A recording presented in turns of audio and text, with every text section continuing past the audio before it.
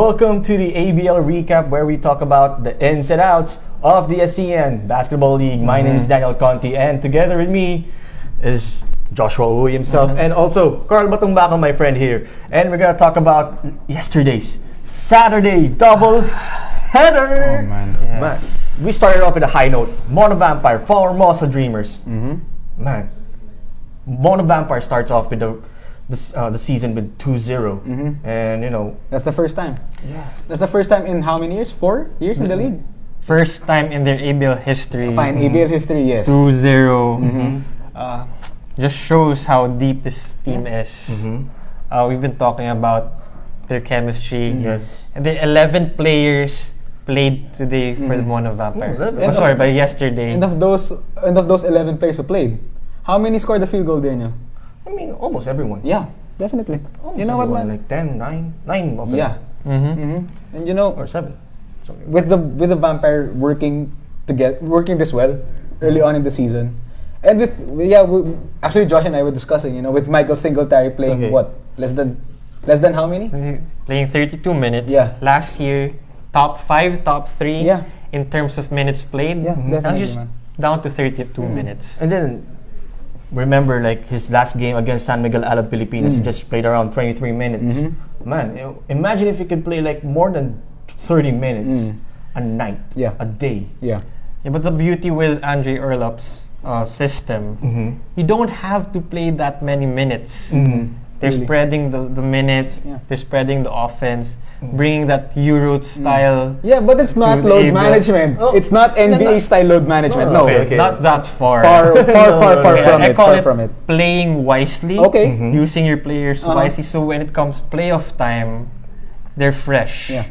Everyone has a role. Everyone can step up at any time. And I will agree with that because, you know, Daniel, you and I were discussing about this because we were talking about the preseason rankings, and Mono Vampire was at number 1. Of course. Yeah. So, you know, they're already in a championship or bust type of thing this year, and with starting 2-0, Mike Singletary being preserved for the rest of the season, you know, I'm starting to get excited for Mono this year. And it's not all about Michael Singletary within Mono Vampire. Yeah. You still have a lot of great talents. That's why Andre Urlap implements this kind of system, because he has a lot of great talents in the team. You can depend on almost everyone on the team. I will Yes, agree. of course. We got I will star agree. local Tyler Lamb, Freddie Lish. Yeah. By the way, Freddie Lish, Oh, yeah. 1,000 points. Welcome to the club. man. Congratulations. The 22nd player in ABL history to reach 1,000 points. Yes, sir. Congratulations, Manji. And also you have most Morgan. Yeah. And then you have Ryan Watkins. I mean, they've been building this solid core. And everyone's been contributing. Like, you don't have to rely on your biggest star Yeah.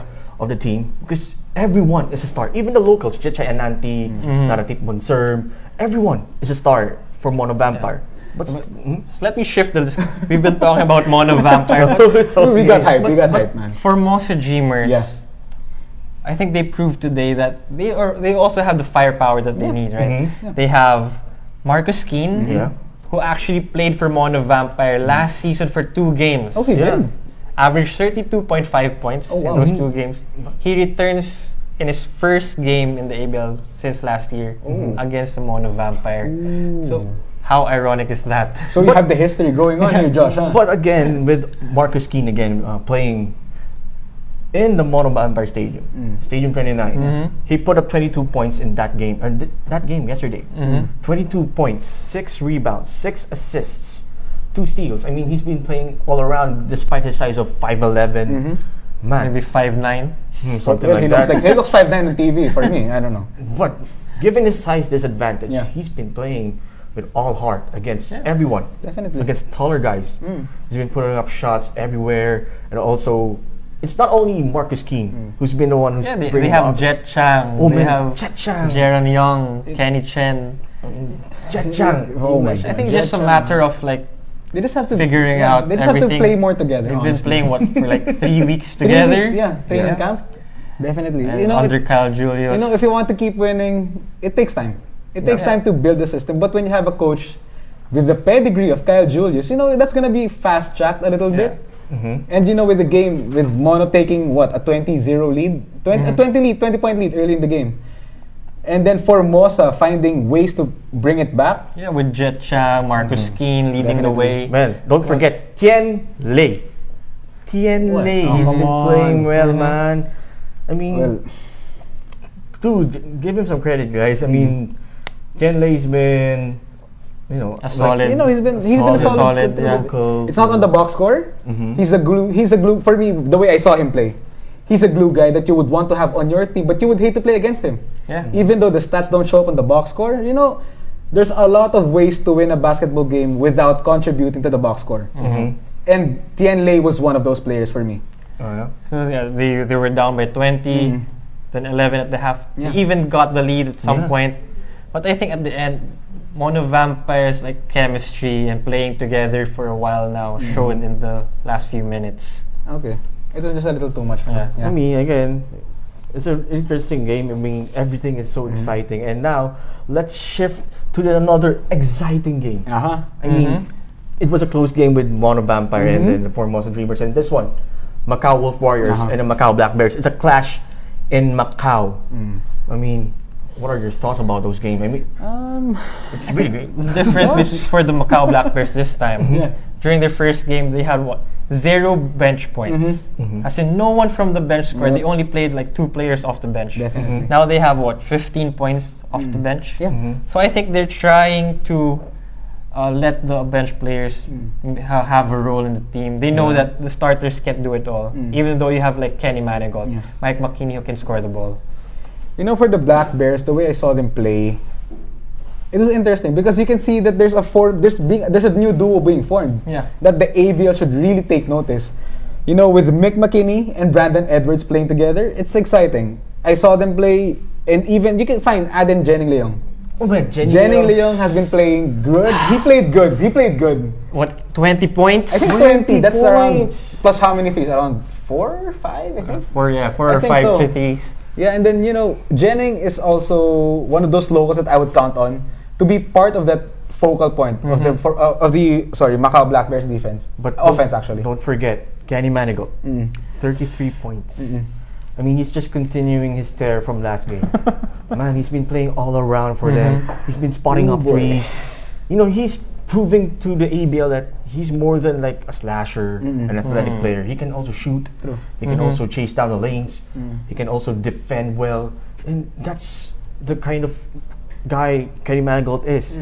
Plus, you've got a combination with Brandon Edwards, 20 points, 10 rebounds last game. And once again, going to the season, we thought their size disadvantage should be a big factor. Now we can see their run and gun. Everyone's confident. Everyone can shoot. And the offense is there. The offense is carrying them. The offense is carrying the defense actually. They're a high-scoring team, just like last year. Definitely. So without Anthony Tucker, they still can score.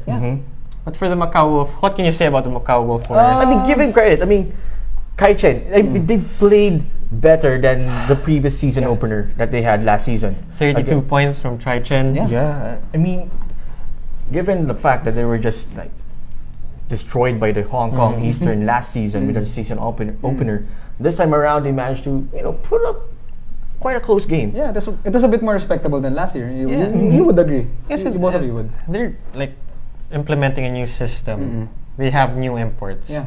So I think they need time to mesh together. Yeah. But I think they've improved definitely from last year. Last year they would be blown out for the first quarter. Yeah. And now they fought back. Yeah. I think they brought it back to a single-digit game late in the game. So I think time will tell. I think the best part about the Wolf Warriors playing well this year, even though he didn't play as well as he used to, Stephen Thomas again. All-time great, man. Yes, sir. ABL all-time 10 great. Yes, sir. I think you need, especially for a team last year, who I think didn't have a system, who were There's no leader on that team. 2 wins last year. They needed someone like Stephen Thomas to lead the way. Someone who has won championships. And you also have to include Douglas Herring. Yeah, and then you have a new head coach in Todd Purves. Yeah. Again, Todd Purves is a respectable coach. In the ABL, he also won a championship with Stephen Thomas back in 2012. I mean, they're just bringing in a new system of toughness inside the paint. I mean, again, let's go back to Stephen Thomas. Even though he may not play great offense, like beastly offense. But he's playing a different role this time around. I mean, even though he's still getting the rebounds. He's defending the rim. Yeah. It comes with age, you know. I think what the Wolf Warriors really need this year, it's just finding that identity. Yeah. And Josh would agree with this, I think. I think it's fair to say that Josh would agree that, you know, Stephen Thomas, the way he plays on the court, it's something that Todd Purves would want his other players to imbibe within the team. Yeah. You would agree with that? Yeah, definitely. Stephen Thomas is a legend. He can tell everyone, pass me the ball. I'm an all-time great, all-time 10. Yeah.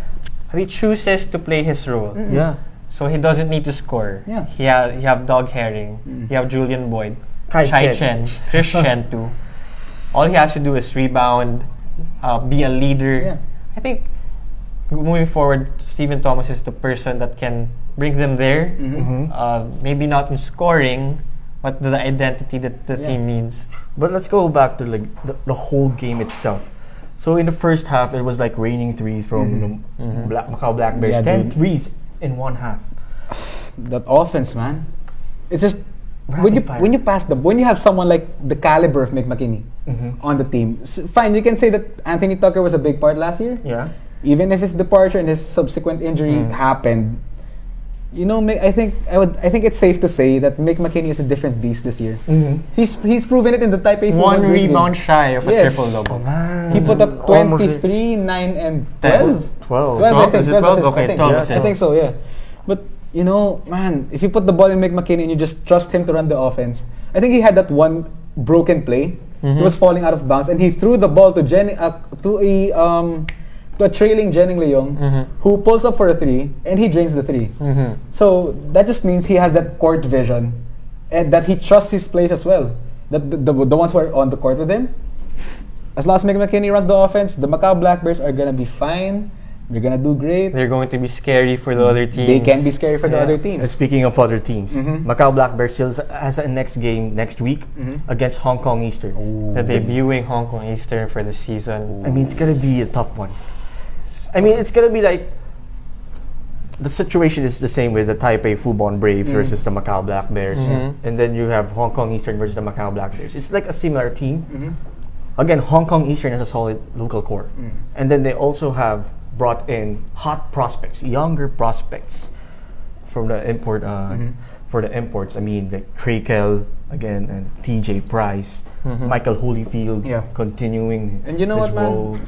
You know, since we're talking about next games, the next game for the Macau Wolf Warriors is actually on November 27, and you know who they're facing. Yeah. The struggling Alab Pilipinas. Man, San Miguel Alab Pilipinas, get your act together, man. We're expecting bigger things from you. Do big things. Come on. I mean, for me, I'm gonna take Alab on this one. I mean, they have this kind of edge. Like the roster depth is there. Yeah. We'll see about it. I mean, Wolf Warriors still has the core and all that. I mean, they're still trying to gain ground. I mean, the veteran leadership, everything is there for the Wolf Warriors. It's just how would they integrate it within their system. Meanwhile, Alab Pilipinas still trying to gain ground about, you know, everything that they have. Like they have a stacked lineup, but they still have to integrate everything. Like There's time. I mean, this can be gelling. Like, I mean, it's 26 game season. It's an early. It's early. Josh agrees with this. We've been talking about this for how many days now? You can't judge the entire season in 2 weeks. Yeah, you can just judge a season within 2 games. I mean, Definitely, man. It's gonna be a great season ahead. Again, we have a next game: Hong Kong Eastern, Macau Black Bears, and also watch out for the Macau Wolf Warriors taking on the San Miguel Alab Pilipinas. And if you want to catch more updates on the ABL, just follow our social media pages, facebook.com/ASEAN Basketball League, and also follow us on Twitter. It's at ASEAN Basketball. Also, don't forget to tweet and mention us, and also use the hashtag Rise 10 Greatness. Yeah, don't forget the 10, man. We have branding here. It's Do 10 not years. forget the branding, ABL 10 bro. years. Yeah. And also on our Instagram, it's ASEAN Basketball League. And if you missed all the games, you know, like yesterday's Saturday doubleheader, you can always visit YouTube and subscribe to our channel, ASEAN Basketball League. You can also catch all the games there, all the highlights, even the episodes of ABL Recap as well. And that concludes this episode of ABL Recap. Great second week. great man. great 2 games. It's gonna be a grind this season. Yeah. It's gonna be a grind this week, guys. Yeah. Mm-hmm. I mean, again, you can't judge a season like everyone's. Based on 2 games. Yeah, based on 2 games. We still have like 24 more games for each team. So, from all of us here in the studio, my name is Daniel Conti, Joshua Owie here, Carbatong Bakal. This has been ABL Recap, and we're gonna see you on the next episode. Sorry. You're tired, man. You're tired. No, man. No.